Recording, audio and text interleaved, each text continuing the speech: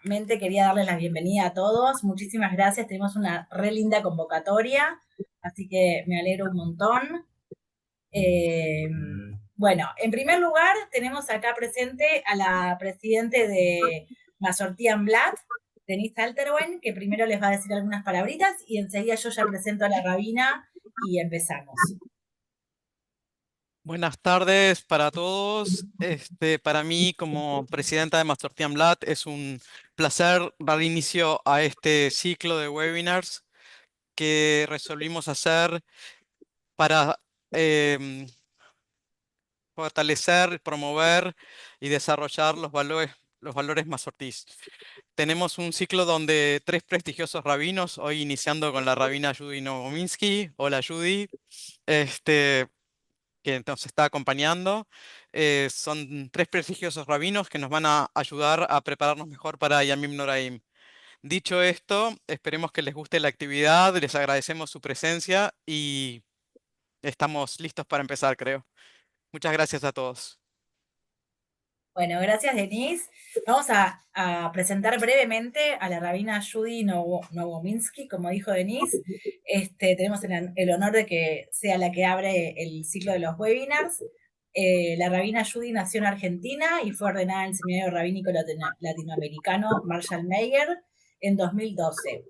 Durante más de 25 años trabajó como docente de estudios judaicos en distintos niveles de la red escolar judía de Buenos Aires. Se desempeñó como rabina en la comunidad de Bet Hillel, fue decana del área de liderazgo religioso en el Seminario Rabínico Latinoamericano y actualmente es la presidenta de la Asamblea Rabínica Latinoamericana y rabina de la comunidad de Benei Tikva. Además, coordina talleres de Musar, brinda charlas y grupos de estudio y desarrolla una inmensa labor espiritual y rabínica. Así que, bueno, es un privilegio contar con su presencia y sus enseñanzas en el día de hoy. Te cedo la palabra, Rab Judy. Gracias. Bueno, buenas tardes, buenas noches. No hay nadie que esté de día, ¿no? De temprano. Me parece que son todos de tarde, de noche. Así que buenos días a todos. Hay como un ruidito que creo que hay alguien que tiene algún micrófono abierto, que por ahí estaría bueno para que no haya tantas interferencias antes de empezar, ¿no? De Voy a cerrar los silenciar a micrófonos. todos. Claro, y que cuando llegue el momento en que sea como de participación o puedan, digamos, abrir los micrófonos y sí, participar. Pero si no es como que hay un fondo ahí. Sí, sí, eh, ¿Sabes lo que me olvidé de decir? Que si tienen preguntas durante la conversación, durante la charla de la rabina, que las vayan anotando en el chat y después al final yo las voy leyendo y se las hacemos, ¿sí? Me había olvidado de decirles eso. Bueno, Denise, presidente de Mazortí Amblat, y a Diana, gracias por la presentación y el recibimiento, gracias a todos los que están conectados. Sigue estando el ruidito, me parece que hay que Sí, sí, apagar sí, sí. todos los Estoy buscando. donde silenciar. Sí. Sí. Y bueno, y bueno, y vamos a comenzar, ¿no es cierto? Eh, Así aprovechamos el tiempo. Bueno, este primer encuentro que hacemos entre todos tiene que ver con preparar. Ay, perdón, silencié todo. No, perdón, te silencié. Perdón. ¿Te podés silenciar vos? Ahí Ahí. estoy, ¿no? Tengo que ir Perfecto. uno por uno. Dale, dale. Está Tranqui, bien. dale. Bueno, tranquila, Perdón. tranquila, tranquila. Bueno, porque si todas las personas que están conectadas, por un segundito, se fijan si tienen abierto el micrófono, ellas mismas lo pueden silenciar, no es tan difícil. Es tocar el microfonito para que esté apagado. Entonces eso es todo. Bueno, entonces decía que estamos todos acá para comenzar con estos preparativos que tienen que ver con empezar a estudiar los temas que tienen, bueno, se hace muy difícil con los ruidos.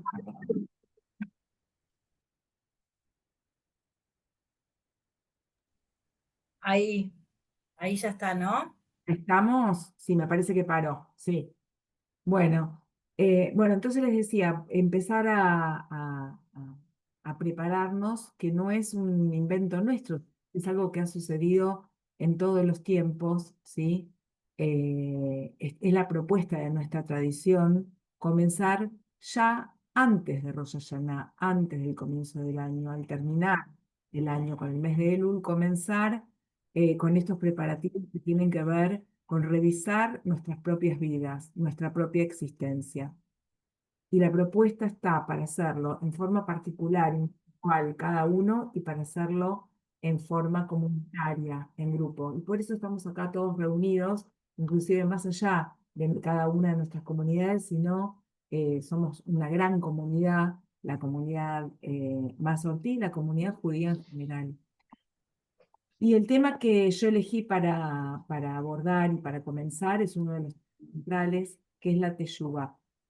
La teshuvá comúnmente se traduce como arrepentimiento, pero no solamente es arrepentimiento, porque hay más de una palabra en ivrit para poder decir arrepentimiento, sino que es ese concepto grande que implica volver hacia un camino, un camino, tal vez nos salimos de ese camino, tal vez no, pero prestar atención por dónde andamos en ese camino, ¿no? Y eso es en realidad la teshuvá. La teshuvá, según los maestros, fue creada antes de la existencia del mundo, antes de la creación del mundo. Y está ahí para que nosotros la tengamos a mano como herramienta, como dispositivo, porque seguramente nos vamos a equivocar y seguramente vamos a cometer errores, y eso es lo que da la base a nuestra existencia, saber que nosotros tenemos intenciones, no siempre podemos concretar esas intenciones, esa cabana que tenemos, pero sí podemos en nuestra vida elegir ir hacia esa voluntad y regresar a Dios cuando nosotros nos equivocamos. Es medio extraño porque decir que está la teshuvá, que está el arrepentimiento, ya es un indicador de que no existe la posibilidad de que no nos equivoquemos, que está ahí porque las cosas están ahí para ser utilizadas y está ahí, según lo que dicen los maestros, creada antes del mundo para que nosotros eh, lo podamos utilizar. Yo voy a ir compartiendo pantalla, eh, donde tengo un poco los títulos, eh, a ver si todos lo pueden ver. ¿Se ve? Sí, ¿no es cierto? Sí, sí. Se ve también la barra, me parece, ¿no? Quiero sacar esto para que no se vea. Ahí está. Ahí va. Bueno, como les decía, acá está el título, la Teshuvá. La Teshuvá, a Teshuvá Katmala Olam, que existe desde antes. Y a tal punto dicen que existe desde antes la Teshuvá, este, que, em, que en la palabra Bereshit, que es la primera palabra de la Torá, dicen que está escondido todo aquello que nosotros necesitamos para poder conducirnos y manejarnos en el mundo. La palabra, hay un ejercicio eh, hermenéutico que realizan los rabinos, que es poder, se llama acrosticón, que es poder tomar de cada una de las letras de una palabra y poder enseñar o aprender a partir de ahí otros conceptos. Entonces, por ejemplo, los maestros de Musar, que es una de las disciplinas que mencionó Adriana, a la que me dedico, mencionan y traen que dentro de la palabra Bereshit tenemos varias cualidades que nosotros vamos a utilizar en nuestra propia vida o que deberíamos tener ahí a disposición. La primera, que aparece con la letra Bet de Bereshit, es bitajón. Bitajón es confianza, es seguridad. Nosotros hablamos del bitajón que está en la puerta, pero cuando hablamos en Musar del bitajón es esa confianza necesaria que necesitamos para poder vencer el miedo, para atrevernos, para luchar contra la pereza, para un montón de cualidades que a veces se desbalancean y nos hacen mucho ruido y nos inclinan hacia ciertos lugares. Entonces, la primera que aparece es Bet, de bitajón. Después, otra importantísima, la Reish, la R, que es la segunda letra, es razón, que es la voluntad. Sin razón, sin voluntad para hacer las cosas, imposible moverse. Después otra indispensable, aparentemente, y muy escasa últimamente en nuestro mundo, que viene con la Aleph, con la tercera letra, que es muda, ¿sí? De Bereshit, es Ahava, que es amor, la necesidad de amor. Entonces dijimos, confianza, confianza uno, confianza en nuestro mundo, confianza en el Boreolam, en el creador del mundo, razón, que tengamos voluntad, razón, y que también es una voluntad de alinear esta voluntad nuestra con la voluntad del creador. Va, amor, amor hacia uno, hacia los demás y hacia Dios. Ese es el orden. Hacia uno, hacia los demás, hacia Dios. La Yin aparece en varias opciones. Hoy elijo compartir con este grupo que está acá, porque veo a alguno que estuvo en alguna clase, como Susi, por ejemplo, o Dani, que estuvieron en una clase donde abordé mucho de lo que hoy estamos viendo, pero hoy elijo otra cosa, que es Shtika. Shtika es silencio. Shtika no es silencio y quedarse mudo, sino, porque no es sheket, ¿sí? Que es otra palabra, ¿sí? Shtika es saber cuándo hablar y cuándo no hablar, medir las palabras, que el mundo mida también las palabras, no solamente nosotros, es como muy abarcativo. Es algo que también necesitamos en nuestro mundo, que, que los ruidos, las palabras, lo que se emite, lo que se comunica, tenga un equilibrio. Hay una sobreinformación, si vamos a lo que pasa hoy en nuestro mundo, y un exceso de palabras, de decires, bueno. La Yud de Bereshit, irá. Irá es temor, temor reverencial, pero eso de maravillarse frente a que hay algo más, que hay algo enorme, algo que nos excede, que no somos nosotros que abarcamos todo el mundo, ¿sí? Que lo compartimos y que hay algo más, más importante también que nosotros y nosotros somos parte de eso. Y la última, que es la Taf, estoy yendo letra por letra, ¿sí? Bet, Reish, Aleph, Shin, Yud y la Taf, la última de Bereshit, Teshuvah. Para todo eso vamos a necesitar la Teshuvah. Algunos ponen acá la palabra Torah, pero para mí, hoy, y con la necesidad que tenemos de trabajar este concepto en estos días, que ha comenzado el mes de Elul, fundamental poner la Teshuvah. Porque la verdad es que la Teshuvah está en la Torá, ¿sí? Ya vamos a ver, no voy a mostrar todos los lugares que está en la Torá, pero solamente decirles que dentro de poco vamos a leer una para allá Nitzavim, y los maestros aprenden que ahí están está el motor y el puntapié para decir que la Teshuvah es una mitzvah, es un precepto. ¿Qué es un precepto? Es algo que debemos realizar.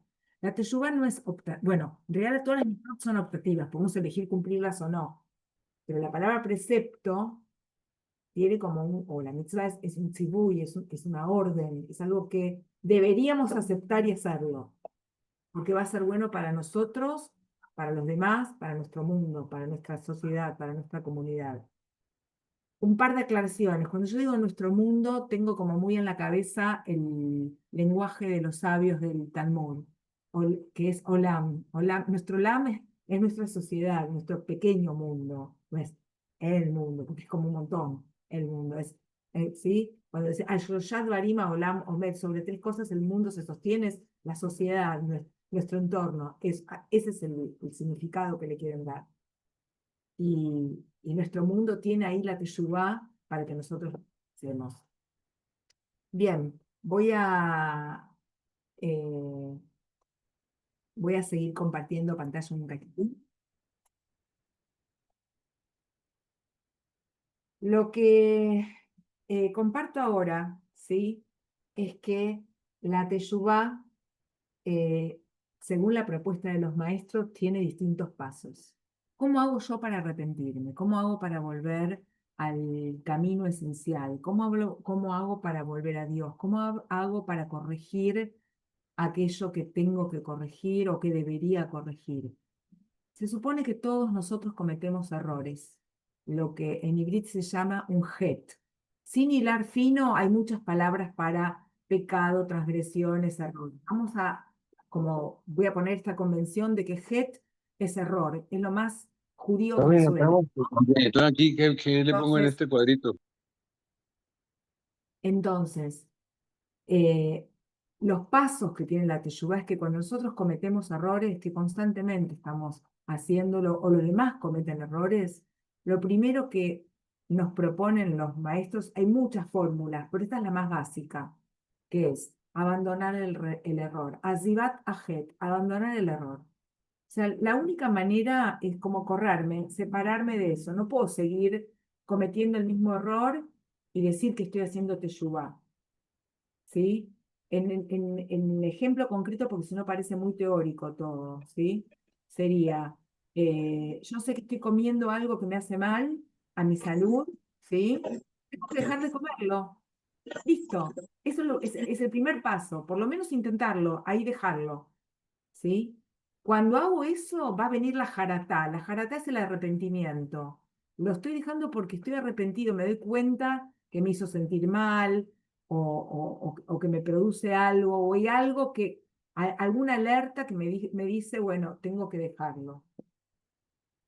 El tercer paso es el vidui, la confesión. Es poder verbalizar eso. No solamente, bueno, para adentro, escondidas, yo solita, decir, bueno, la verdad que esto está re mal, lo reconozco. O sea, no hace falta una confesión pública, digamos, en la plaza y inmolarse. No estoy diciendo esto, pero sí está la confesión que está diagramada por nuestros sabios, que es el vidui, a través de la tfilá, cuando uno reza, que es en la tfilá personal uno reconocer, en la plegaria personal uno reconocer, hacer el vidui, la confesión de eso que hizo ante Dios, o cuando uno cometió un error con un amigo, con una amiga o con alguien, con algún familiar, con quien sea, poder decir, bueno, sé que cometí este error, ir a hablarlo, ir a decirlo, primero porque si no el otro no se entera, ¿sí? Y segundo porque el verbalizar hace que, verbalizar que puede ser por medio de la palabra sonora, pero puede ser también por una carta, puede ser por un mensaje, puede ser con un abrazo, hay distintas maneras, ¿no? De confesar aquello que, que estás reconociendo, ¿no? Eh, que es un error, y después recién viene la reparación del error. Bueno, esos son los pasos más tradicionales de la teshuvá. Repito, abandonar el error, ¿sí? Eh, es lo primero, arrepentirse, confesar y después la reparación. Hay un ejemplo muy lindo que trae el Orjot Tzadikim, que es un libro de Musar, que dice que el proceso de la teshuvá, del arrepentimiento, se parece al lavado de una ropa. Cuando yo lavo una ropa, ¿sí? Eh, la puedo poner en remojo y tal vez veo cómo sale la suciedad, que el agua se pone un poquito oscura, ¿sí? O como cuando vamos a bañar a un chiquito que viene todo el día del colegio, del jardín, que uno le llena la bañadera y se pone oscurita, bueno, está. Pero si la ropa tiene una mancha o si el niño estuvo dibujando con marcadores, va a necesitar rasparse un poquito más las manos para sacar los marcadores. La ropa también, vos podés lavarla y la manchita esa queda, no sale. O sea, como que no es que, bueno, al agua, hay como distintas eh, capas que tiene, ¿no? La teshuvá y como que la puedo ir haciendo con distinta, digamos, profundidad. Lo que creo que trae el Orjot Tzadikim con este ejemplo es que la teshuvá a veces puede ser sencilla y fácil, con un pequeño lavado, un suavecito, y a veces implica un trabajo más profundo, como esas manchas que no salen o que dejan la tela bien finita, ¿no? A veces cuando queremos hacerlo. Otro de los temas que aparece dentro de la tradición judía es la persona que hace teshuvá. La persona que hace teshuvá se llama Baal Teshuvá, ¿sí? El Baal Teshuvá es el que se arrepiente. Y tal vez, porque somos estrictos y porque juzgamos, es inherente a nuestra condición humana, nosotros pensamos que el Baal Teshuvá, el que hace Teshuvá, tiene como, está en desventaja en relación a a los aparentes tzadikim, a los justos, ¿no? Como que, eh, bueno, ya es una persona con manchas, es algo que, alguien que cometió errores, ¿sí? Eh, yo comparto con ustedes una fuente que traigo acá, que dice todo lo contrario. El Rambam en Ilhot Teshuvá escribe que el Baal Teshuvá es el que se arrepiente y no debería considerarse lejos del nivel de los justos, de los tzadikim, por los errores que cometió. Es amado por el Creador como si nunca hubiera transgredido. Y esto para mí es muy importante compartirlo, porque nosotros tenemos la tendencia a pensarlo de una manera completamente diferente, porque somos a veces muy despiadados y poco compasivos con nosotros y con los demás.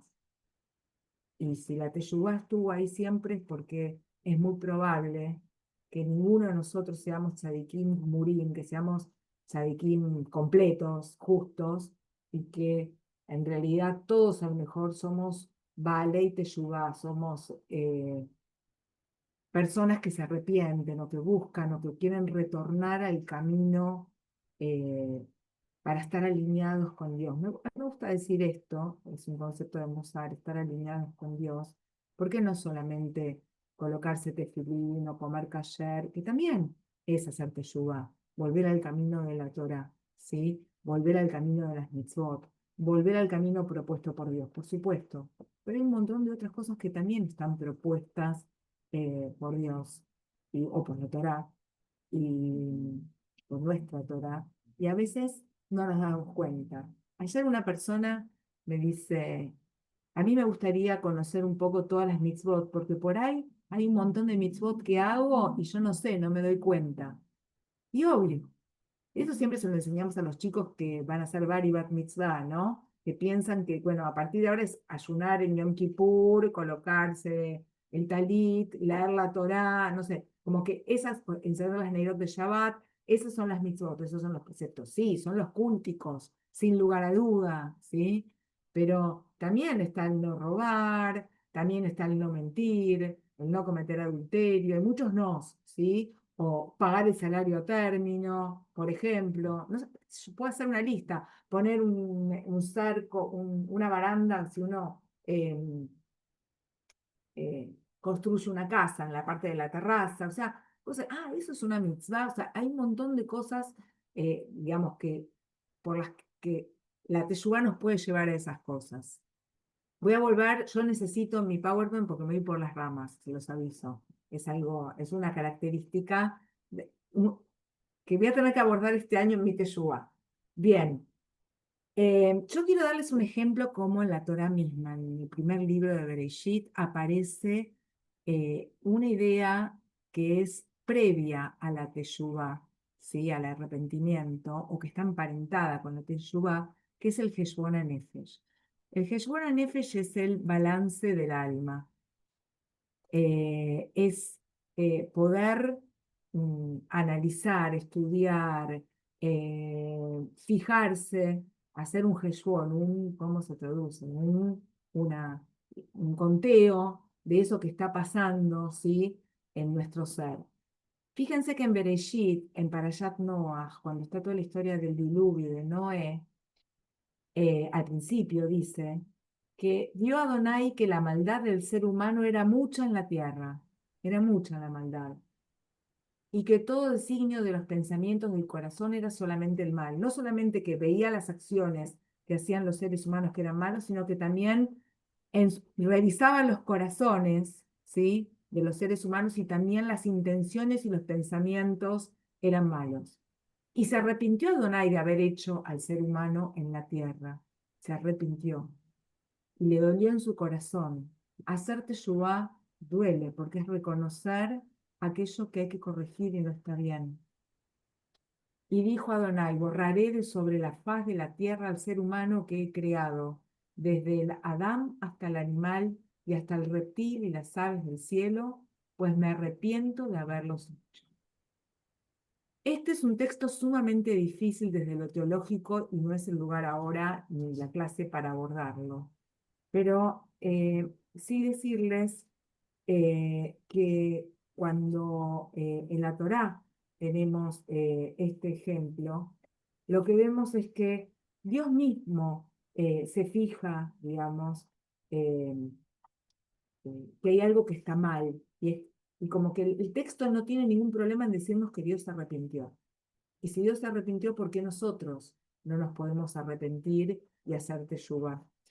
Y ese hacer teshuvá es mirar cómo están las cosas, porque dice, vio Adonai la maldad. Primero hay como una observación. Por eso decimos en esta época del año, empezamos a mirarnos, empezamos a observarnos, empezamos a fijarnos qué es lo que nos sucede. Tiene que haber una observación, ¿sí? Un reconocimiento de eso.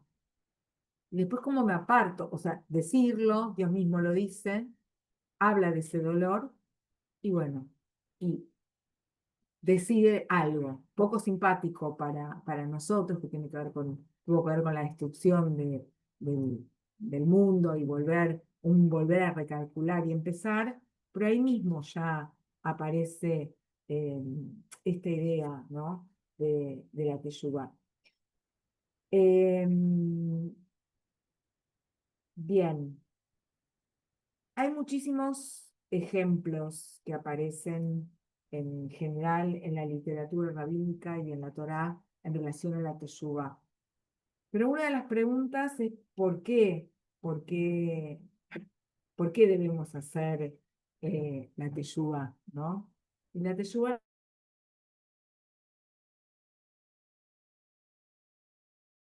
¿por qué? Porque con los demás nos enojamos, cuestionamos, vivimos la vida en familia, en comunidad, y los vínculos no son sencillos, y por eso nuestros sabios diseñaron todo este sistema de teshuvá para que lo tengamos en cuenta y lo podamos hacer. La indicación es que nosotros deberíamos hacerlo siempre. Siempre deberíamos estar en un proceso de revisar lo que hacemos, de corrección, de pedir perdón, y no acumular hasta el último mes del año y comenzar el Rosh Hashanah. Pero sabemos que hay tiempos, según la tradición, que son tiempos de disponibilidad, lo que se llama et ratzon, tiempos que hay disponibilidad. ¿Por qué?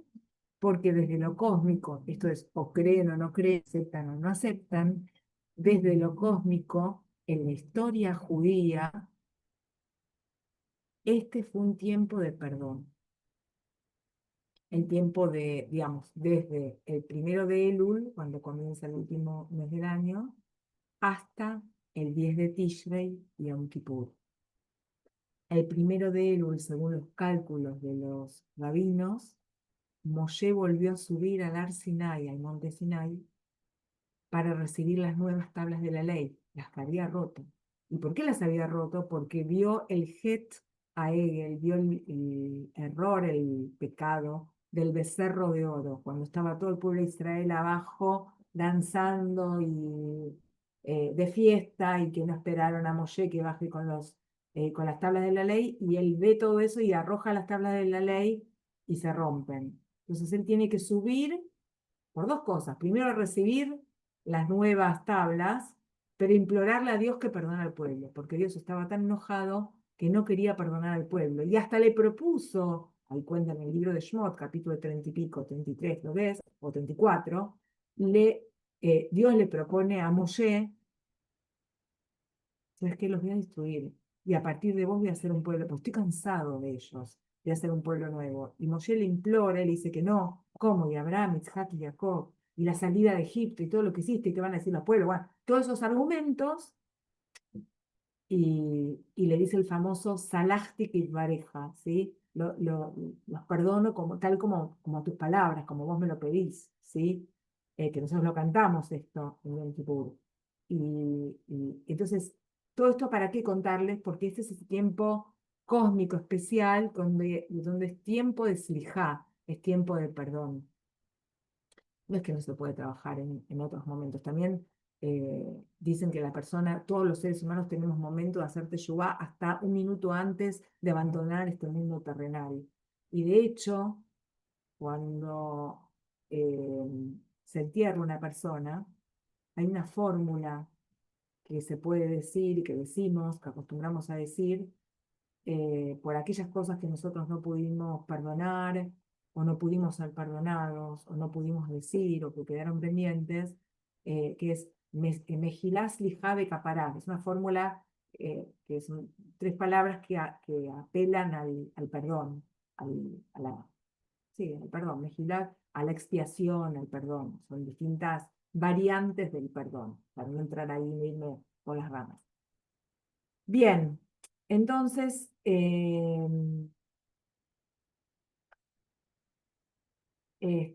tenemos la teshuvá como una propuesta importante para aquellas cosas que tienen que ver con nosotros mismos y que solamente nosotros sabemos, aquellas cosas que tienen que ver con los demás y que tenemos que pedirles a los demás también el perdón y obtener el perdón de la persona. Y están las cosas que tienen que ver con Dios. Y tenemos todo el dispositivo de plegarias de Rosh Hashanah y Yom Kippur, que si hasta ese momento no los hicimos, tenemos en las palabras que leemos, decimos y cantamos en comunidad, que nos empujan, son palabras que nos empujan y es eso, ahí es por ese lado, como se dice hoy en día cuando hablamos, es por ese lado que tenés que ir, bueno, es por el lado de y robamos, y engañamos, todas esas cosas que, al het shekatanu lefaneja, por el error que cometí delante de ti, y van a ver, hay una lista así larga que, como enseñaba ayer en una clase, no hicimos todos, todas, pero seguramente algunas sí, o en algunas estamos, o somos parte. Y aparte, somos responsables socialmente porque este olam, este mundo que nosotros compartimos, vuelva a ese camino. Haga teshuvá en ese sentido. ¿Cómo estoy con el tiempo, Adriana? ¿Estoy bien? Sí, estás bárbara, tenés todavía 25 minutos si querés. Perfecto, perfecto. Porque quiero entrar a algo distinto que quiero compartir, ahora que ya di como que hice una base de todo lo que quería decir, algo que para muchos va a ser distinto, capaz que alguien lo conoce o quien estuvo el otro día en mi clase lo vuelve a repasar, pero que he decidido compartirlo este año y que se los voy a poner una vez para que lo vean escrito y después lo voy a sacar, así les puedo ver la cara. Está en hebreo y está en fonética porque lo quiero traducir explicándolo. Porque no hay una forma de traducirla más que con los ejemplos y explicándolo. La primera es como 4 variantes de Teshuvah. Una es Teshuvat Ava'a, la otra es Teshuvat Akatuv, otra es Teshuvat Agader y otra es Teshuvat Amishkal. Lo voy a sacar y ahora después si ustedes quieren yo se los vuelvo a compartir. Nosotros estudiamos y sabemos hoy en día, de acuerdo a la explicación de Rambam, de Maimónides, que Teshuvá es todo lo que dije antes, es reconocer el error y voy a agregar algo más. Y es enmendarlo también, es volver a estar en el lugar del error y no volver a cometer el mismo error. ¿Sí? Es decir, si yo soy un ladrón, me voy a ir a un ejemplo concreto. Si yo soy un ladrón, una ladrona, entro y digo, no voy a robar más, yo sé que está mal, reconozco eso, es volver a entrar a ese negocio donde me gustan tanto las cosas, pararme ahí, pasar la prueba y no robar más. Y ahí salgo exitosa de mi teshuvá. ¿Sí? Eso sería como que hice la teshuvá perfecta. ¿Sí? Es volver a estar ahí con el problema y salir ilesos. Eso es la teshuvá perfecta. Es la teshuvá que Rambam, nacionalista, propone y que nosotros, esa fue aparte la forma que quedó como la mitzvah de teshuvá. a la que nosotros debemos aspirar y tratar de cumplir.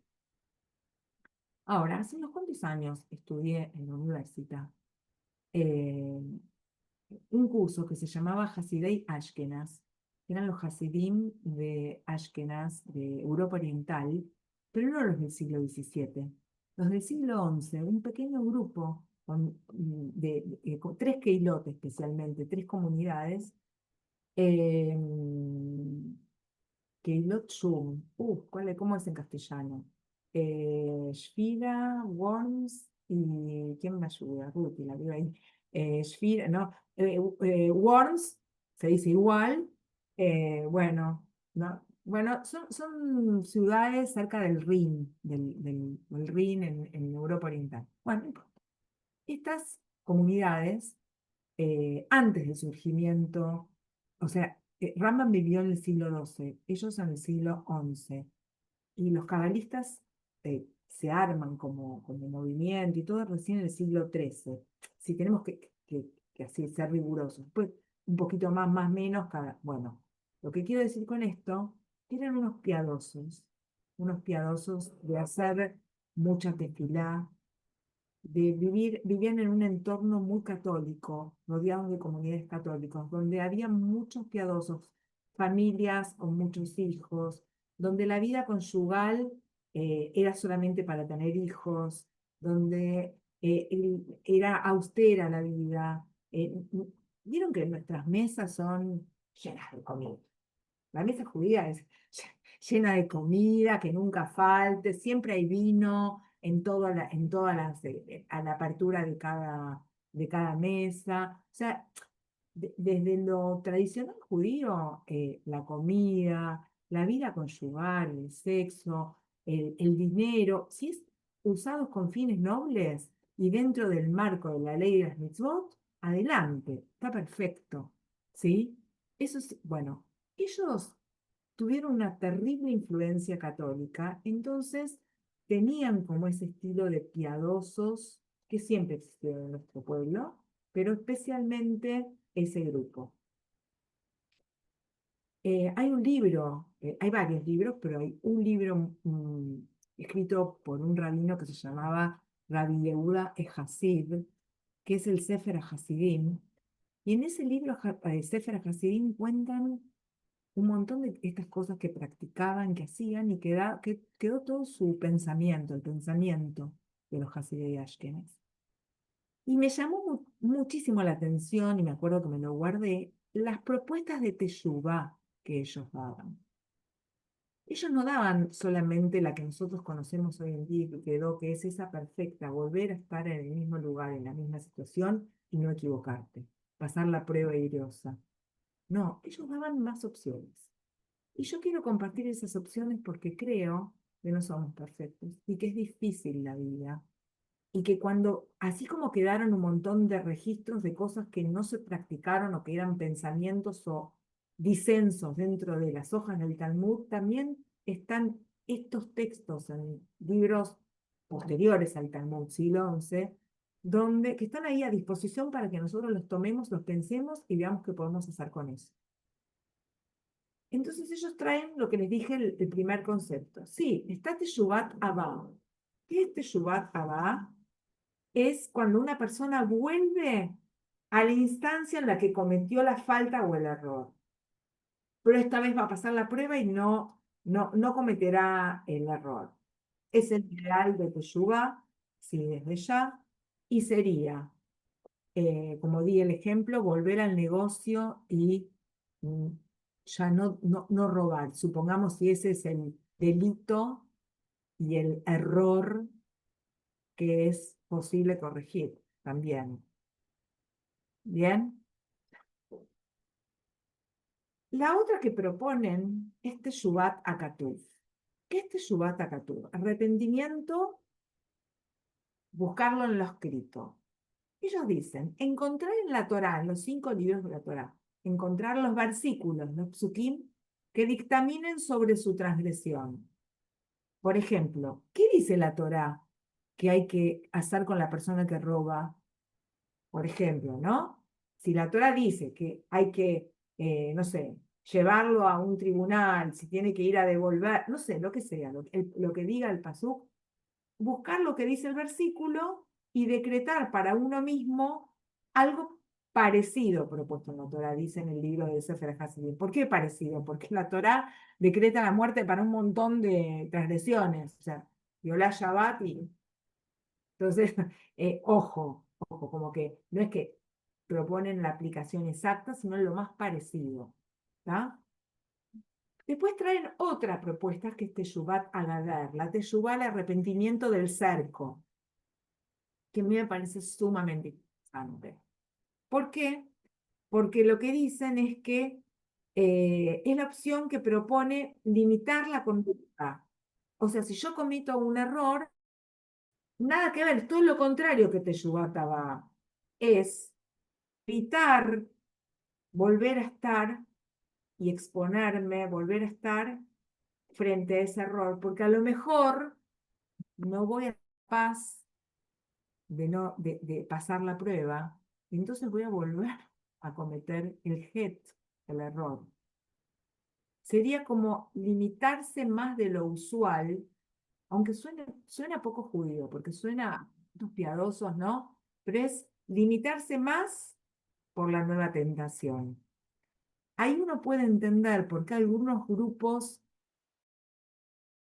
observantes ortodoxos ponen tanta limitación, tanto gader, hacen un cerco para para no caer en la tentación, ¿sí? Y a mí me parece interesante, no porque vengo a hacer la propuesta ortodoxa para nada, sino porque a veces nuestra teshuvá, llegar a esa teshuvá tan elevada, a veces es difícil, porque cometemos transgresiones que tienen que ver con el abuso de la comida y la bebida, con el abuso de las drogas, con la mala utilización del dinero, con el alcohol, con el sexo, con las relaciones que entablamos. Entonces, y a veces no estamos preparados para pasar una segunda prueba. Por eso existe Alcohólicos Anónimos, Jugadores Anónimos, ¿sí? Tratamientos para eh, la práctica sexual ilimitada, lo voy a llamar de esta manera, estoy inventando un nombre, no sé. Sí, entonces, porque realmente a veces necesitamos un poco de ayuda. Y a mí me pareció genial, no para hacer una vida donde entonces a partir de ahora estamos todos con el burka, ¿no? No estoy diciendo eso para nada, sino que lo que estoy diciendo es como, bueno, prestemos atención que a lo mejor a veces los pedidos son tan elevados que nos es imposible acceder a ellos y que siempre hay como existe la propuesta o que existió en algunos grupos una propuesta menos pretenciosa y más a mano, aunque sea para ciertas cosas. Hay un ejemplo inclusive en la Mishnah que es anterior a estos Hasidim, que es los primeros rabinos del Talmud, que traen quién puede ser testigo, quién puede ser testigo en algún caso, quién puede hacer de testigo, y traen la figura del mensaje de cubidad, que el mensaje, el que juega los dados, el que apuesta,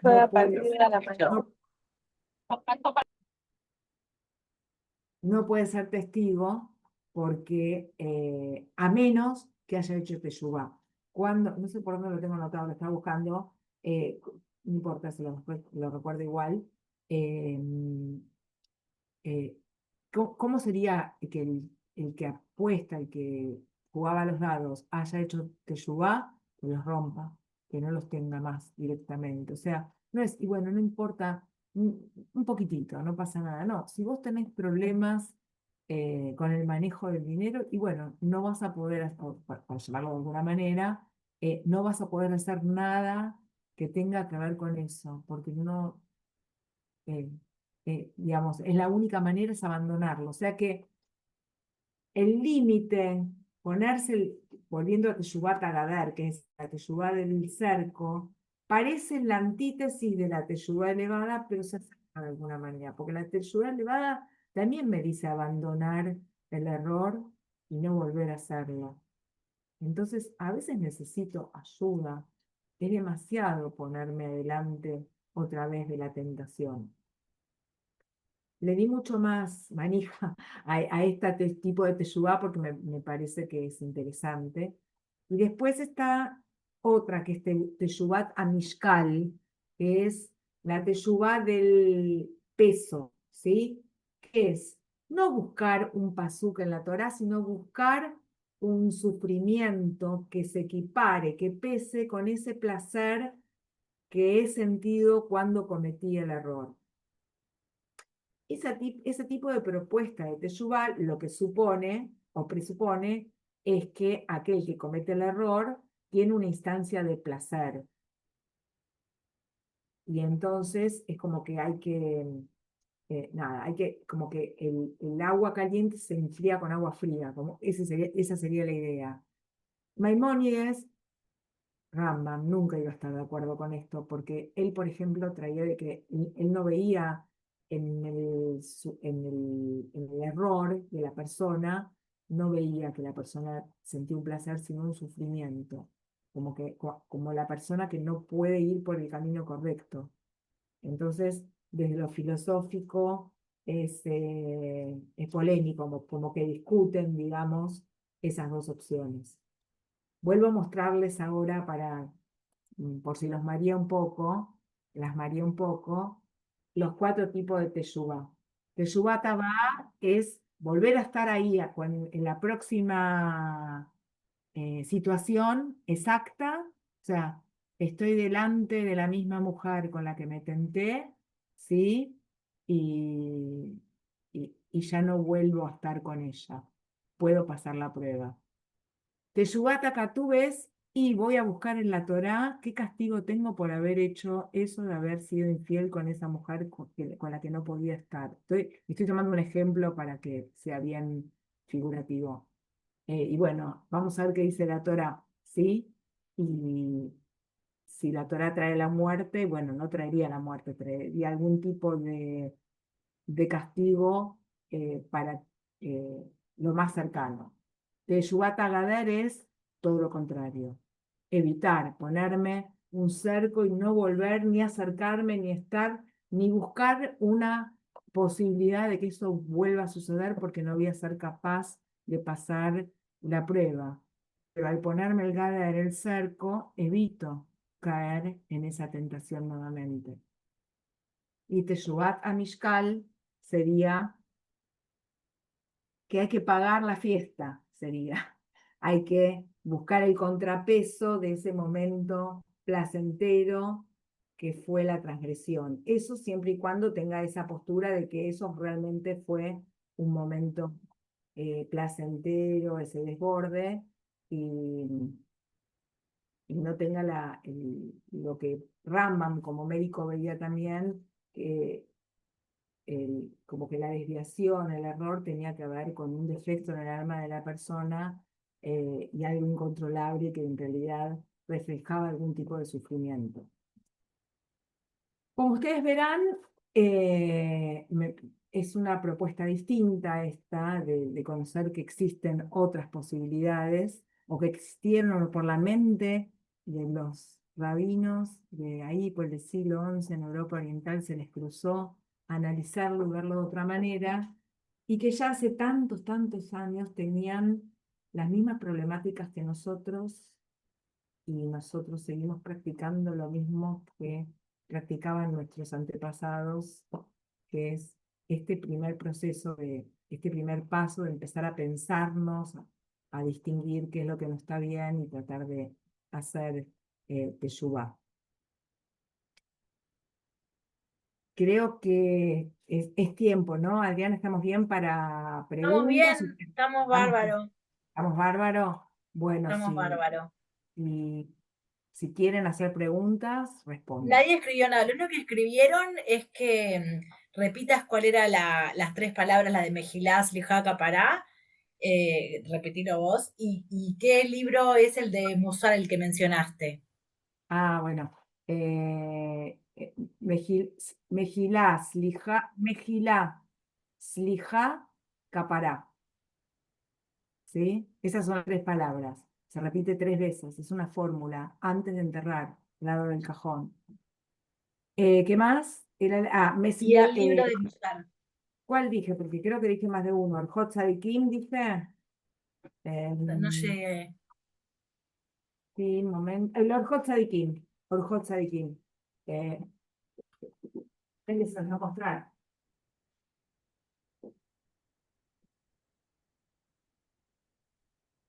Orhot Sadikim.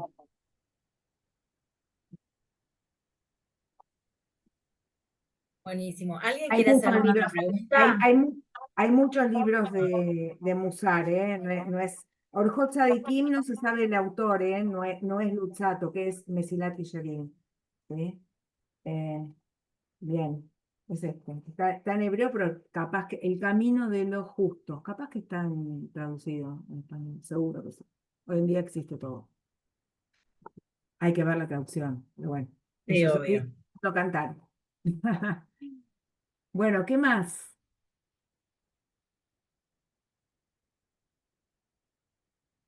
¿No me preguntas? Si no es una pregunta, algún comentario a la rabina, lo que le quieran decir. Lo peor que pueden hacer para un maestro es no hacerles preguntas, por favor. Ahí, Cristina. Cristina. Hola, Rabina. Pues mucho gusto y muchas gracias por la explicación. Y nada más comentar que Silvia puso en el chat el nombre de las comunidades estas de Shum, Mainz, Worms y Speyer. Ah, sí, ahí Ahí está. están en el Gracias. chat. Sí. Sí, gracias. Bueno, ¿de dónde sos, Cristina? Soy originaria de Barcelona, España, pero vivo en México, de la comunidad Ah, ok. Betel de México. Bien, saludos allí por la Keila. Muchísimas gracias y muchas gracias por la plática. Sí. Bueno, a ver, acá. ¿Quién? ¿Tefilá y la tzedaká se incluyen en qué? ¿Cuál es la...? A ver, espera que leo la pregunta porque no la... Debe ser en la Teyugá, supongo yo, porque el tema es Teyugá. Sí. Ah, ok. Bueno, en realidad se pueden ver como conceptos separados también, ¿sí? Porque son conceptos separados, pero que en algún momento se juntan o se cruzan, ¿no? Son los tres conceptos básicos de los Yamim Noraim: la teshuvá, el arrepentimiento; la tefilá, la plegaria; y la tzedaká, la justicia social. Em, digamos, no es que están metidos adentro de la teshuvá, en mi modo de ver, sino que, eh, digamos, pueden ir aparte, porque uno puede hacer tefilá y no hacer teshuvá también. O uno puede hacer tzedaká y trabajás la teshuvá, digamos, en el sentido de la corrección, el tikkun del mundo y aportar lo que vos podés dar como justicia, a la justicia social, y haces una parte, pero falta, o sea, a mí me parece que la teshuvá aparece mucho el trabajo personal de uno, ¿no? Lo que uno hace eh, para que las cosas estén mejor. Está igual relacionado en mi práctica, obviamente, porque soy rabino. Quiero decir que a la hora de hacer tefilá, la tefilá, si no hace, no hace una mella, no me provoca, si ese texto que leo y entiendo, que pronuncio y que digo y que canto, disociado, sí, hay un vínculo, digamos. Es como, hay un vínculo entre las tres cosas, pero son separadas. Como que me parece que la teshuvá es mucho el mundo interno de cada uno, y que se pone de manifiesto en nuestras acciones y en cómo enmendamos esos errores y en los vínculos que tenemos. Está la tefilá, o sea, es el mundo interno; está la tefilá, lo que expresamos y compartimos eh, en voz alta, y cómo nos comunicamos y qué pasa por nuestro pensamiento, nuestro espíritu. Y me parece que la tzedaká es como muy la acción concreta, ¿no? Como que son tres patas, como el mundo interno, lo que decimos y la acción.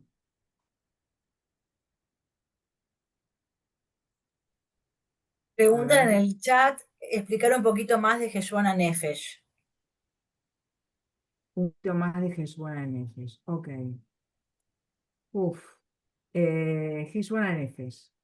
Heshbon Nefesh es hacer un poco, y por eso traje el modelo directamente de Noah, ¿no? De Parashat Noah, cuando Dios hace un stop, ¿sí? Porque acá hay algo que no está bien, ¿sí? Hay algo que produce dolor, hay sufrimiento, el mundo no está bien, y tiene que tomar, se apena, le duele, se arrepiente, y tiene que tomar una decisión. Eso, si nosotros no hacemos un Heshbon Nefesh, un balance, es la palabra, no me salía, un balance de lo que nos pasa en nuestras vidas, lo que nos pasa internamente, y lo que nos pasa de acuerdo a las cosas que suceden, y que nosotros somos parte de ellos, es muy difícil llegar sin el Heshbon Nefesh a la Teshuvah.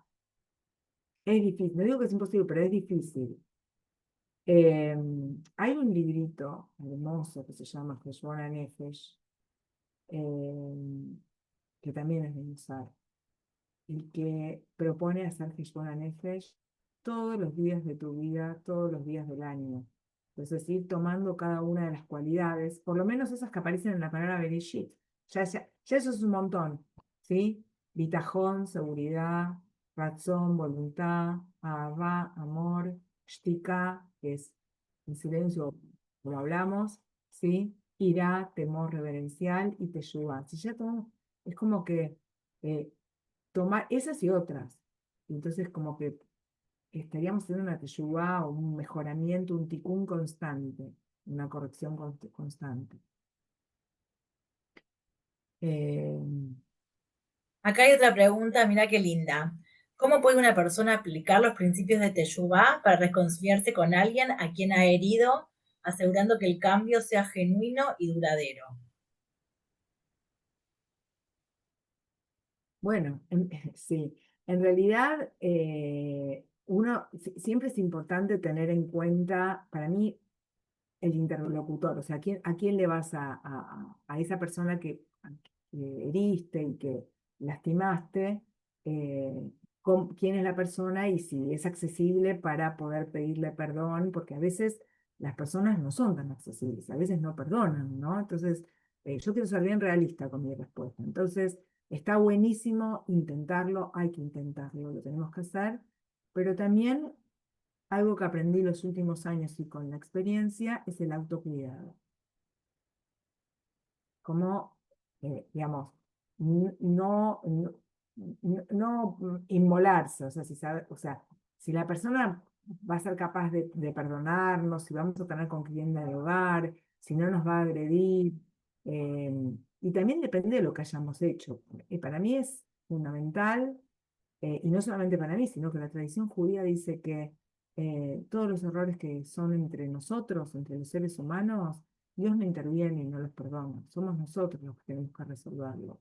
Y una de las formas para resolverlo es conversar, dialogar, acercarse, abrazar. No sé, distintas formas. Todo depende, o sea, es como una pregunta muy general. Siempre cada caso eh, es especial.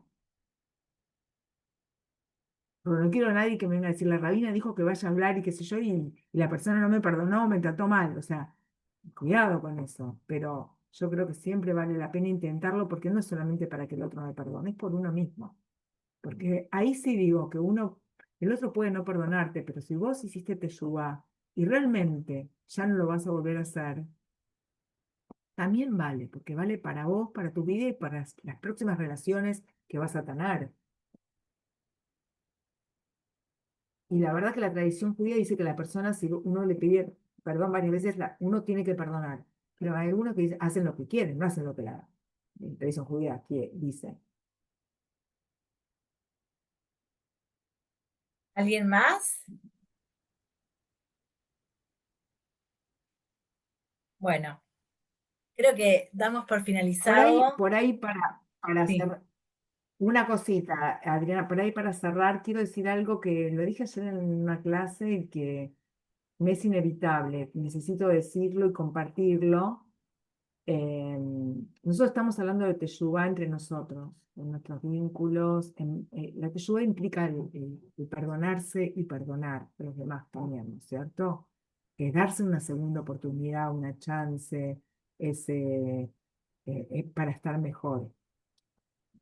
Nosotros como pueblo estamos viviendo todavía, no terminó la guerra y lo del 7 de octubre, y hemos vivido desde la historia judía, y seguramente vamos a seguir viviendo algunas cuestiones que son imperdonables. Entonces quiero aclarar que hay todo un mundo ahí donde para mí no entra esto. O sea, no es parte de esta temática que estamos hablando, de nuestro mundo, nuestro pequeño mundo y querer ser mejores. Es otra categoría, es otra cosa, es como algo muy grande donde no entra el perdón, no el olvido, no el perdón, sino como a partir de ahí sanar y vivir mejor. Pero no, ahí es otro cantar, lo quiero decir para que quede claro que no es, no pienso como ser humano, como Rabina, obvio, que la teshuvá o el perdón es indiscriminado e indistinto, sino que esto es una propuesta para nosotros, como comunidades, como familias, como amigos, eh, con quienes realmente nos quieren amar, nos quieren perdonar y quieren que existamos. Eso.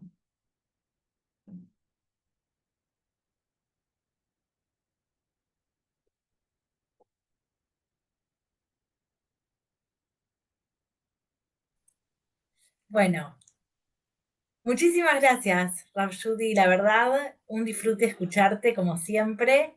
Espero que todos hayan disfrutado tanto como yo y los esperamos para los dos webinars que siguen, el 11 de septiembre con el Rab Leo Levi, que vamos a hablar de costumbres y alajot, y el 18 de septiembre con el Rab Guillo Borenstein, que vamos a hablar de... ay, se me fue ahora para... de la tfilá y del Maxor y la tfilá en los Yamim Noraim. Bueno, muchísimas gracias y los libero entonces. Muchas gracias, Rab Chao a Judy. todos. Nos vemos. Chau, Bueno, chau. Shana Tova, Shana Tova. Shana Tova para todos. Chau. Muchas Igual gracias. nos vemos antes.